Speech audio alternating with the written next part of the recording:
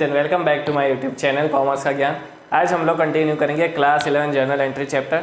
आज का जो टॉपिक है वो बहुत ही छोटा टॉपिक है और काफ़ी इजी भी है, ठीक है, लेकिन ये इंपॉर्टेंट भी है आपको कंसेप्चुअल क्लैरिटी के लिए और आपके अंडरस्टैंडिंग के लिए भी ये टॉपिक बहुत ही ज़्यादा इंपॉर्टेंट है, ठीक है।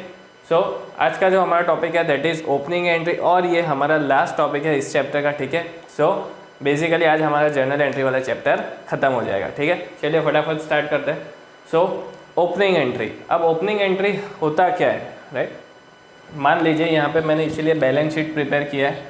ये जो हमने बैलेंस शीट प्रिपेयर किया है ये मैंने प्रिपेयर किया है 31 मार्च 2019 को, ठीक है। 31 मार्च 2019 को ये मेरी बैलेंस शीट है, मतलब कि ये मेरा फाइनेंशियल पोजीशन है बिजनेस का, कि भाई मेरे इतने क्रेडिटर्स है, इतना कैपिटल है, मेरे पास कैश इतना है, डेटर्स इतना है, क्लोजिंग स्टॉक इतना है, मेरा इनपुट CGST और SGST का बैलेंस कितना है और मशीनरी। तो ये दोनों साइड्स ऑब्वियसली हमेशा इक्वल होनी चाहिए, उसी को हम लोग बैलेंस शीट बोलते हैं, जो उसका नाम भी है, ठीक है।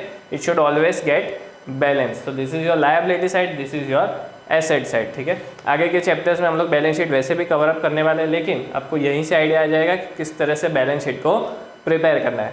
So the left hand side is basically your liability side and the right hand side is basically your asset side, ठीक है। So बैलेंस शीट से हमें क्या पता चलता है, जो हमने आगे के बेसिक चैप्टर्स में देखा था कि भाई बैलेंस शीट से फाइनेंशियल पोजीशन पता चलता है किसी भी बिजनेस का। अब ये जो ओपनिंग एंट्री है ये क्या है, तो ये जो मेरे बैलेंस है 31 मार्च 2019 को, ठीक है। सो 31 मार्च 2019 को क्या होता है, हमारा जो फाइनेंशियल ईयर है वो तो एंड हो जाता है, मतलब कि ये फाइनेंशियल ईयर कौन सा होगा 18-19, ठीक है। हमेशा फाइनेंशियल ईयर क्या होता है फ्रॉम 1 अप्रैल टू 31 मार्च।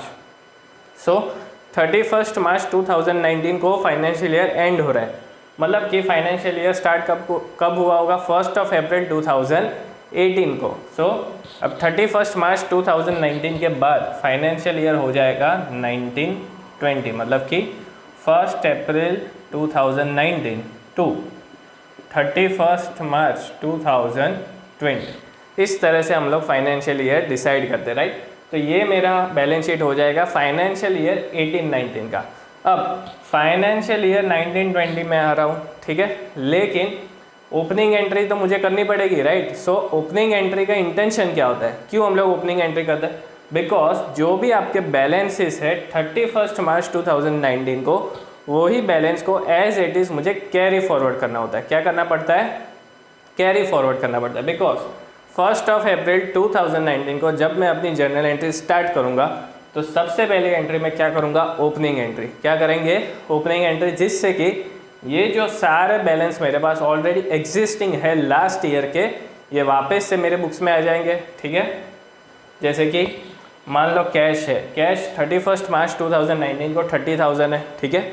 सो 1 अप्रैल 2019 जबकि फाइनेंशियल ईयर चेंज हो रहा है, नया फाइनेंशियल ईयर स्टार्ट हो रहा है, तब भी मेरे पास तो कैश 30,000 है ही, राइट। लेकिन उसका प्रूफ क्या है, उसके लिए मुझे क्या करना पड़ता है, ओपनिंग एंट्री करनी पड़ती है, बिकॉज ये जो क्लोजिंग बैलेंस है इसको हम लोग बोलते हैं क्लोजिंग बैलेंस, बिकॉज कि 31 मार्च को है। तो ये सारे क्लोजिंग बैलेंस हमें क्या करना पड़ता है, कैरी फॉरवर्ड करना पड़ता है to the next financial year, और उसके लिए हम लोग क्या पास करते हैं, ओपनिंग एंट्री पास करते हैं, right. So opening entry obviously हमें 1 अप्रैल को ही करनी पड़ेगी, ठीक है। चलिए अब जर्नल एंट्री पास करते हैं। सो 1 अप्रैल 2019, अब मुझे जर्नल एंट्री पास करनी है। बहुत ही सिंपल है, जर्नल एंट्री कैसे पास करना है, जो भी एसेट्स है और जो भी उनके बैलेंस है, तो एसेट्स को हम लोग डेबिट करते हैं, जो भी लायबिलिटीज़ है उसे हम लोग क्रेडिट करते हैं। ये दोनों वैसे भी टैली हो रहे हैं, राइट। सो आपको क्या करना है, एसेट्स को डेबिट करना है, सारी लायबिलिटीज़ को क्रेडिट करना है, बस इसी तरह से आपको ओपनिंग एंट्री पास करनी है। सो 1 अप्रैल 2019 में क्या करूँगा, कैश अकाउंट को डेबिट करूँगा, डेटर्स अकाउंट डेबिट, फिर क्लोजिंग स्टॉक को डेबिट करेंगे, सारे एसेट्स को हमें डेबिट करना है। इनपुट CGST, ये हमने GST वाले में डिस्कस किया था कि जो भी इनपुट लायबिलिटी है, right, input SGST, input CGST, तो हमने जो भी GST पे किया है वो मेरे लिए क्या है, एसेट है, इसलिए ये बैलेंस शीट में एसेट साइड पे हमने दिखाया है, ठीक है। सो input CGST, input SGST, account debit,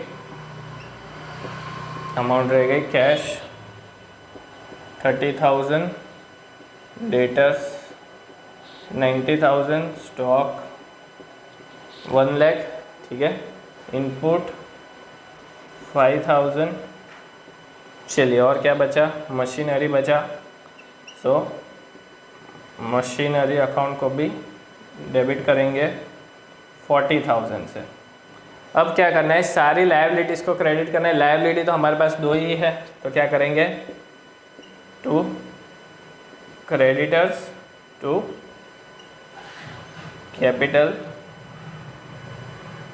account. कितना है, 56,000, 2,14,000।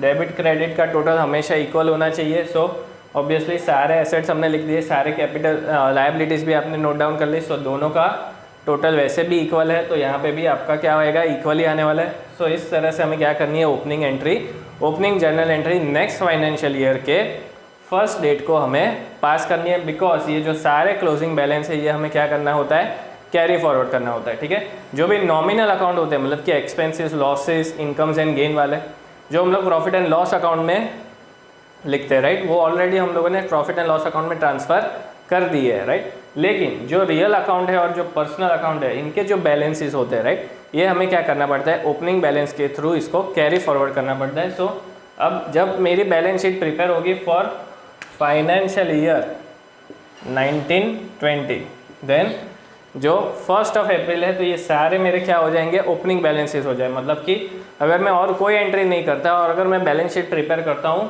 फाइनेंशियल ईयर 1920 का, तो मुझे कैश का बैलेंस कितना दिखेगा, 30,000, राइट, बिकॉज 30,000 मैंने कैरी फॉरवर्ड किया। वैसे ही डेटर्स का 90,000। सो एज इट इज़ सारे बैलेंसेस क्या हो जाएंगे, नए फाइनेंशियल ईयर के बैलेंस शीट में कैरी फॉरवर्ड हो जाएंगे और हम लोग उसको वेरीफाई कर सकते हैं, right. So this is how you have to pass the opening entry. काफ़ी सारे एग्जाम्पल में आपको स्टार्टिंग के पॉइंट में लिखा होगा भाई so and so are the opening balances. So आपको बाय डिफ़ॉल्ट ओपनिंग एंट्री भी पास करनी है। सो काफ़ी सारे क्वेश्चंस में आप लोग इसको एक्सपेक्ट कर सकते हैं, ठीक है। सो आज का जो वीडियो था वो इसी को लेकर था और इसी के साथ हमारा जर्नल एंट्री का चैप्टर भी यहीं पे खत्म होता है। नेक्स्ट जो हमारा चैप्टर है that is related to ledger. Ledger में वापस से हम लोग जर्नल एंट्री भी वापस से रिवाइज करने वाला है, बिकॉज पहले जर्नल एंट्री पास करनी है, उसके बाद उसके रिलेटेड लेजर्स हमें प्रिपेयर करना है, तो फिर से उसमें रिवाइज होने वाला है, ठीक है। सो आज के लिए इतना ही। टिल देन वीडियो का कंटेंट अच्छा लगा हो तो ज़रूर लाइक करें, शेयर करें और चैनल को सब्सक्राइब करना ना भूलें। Thank you.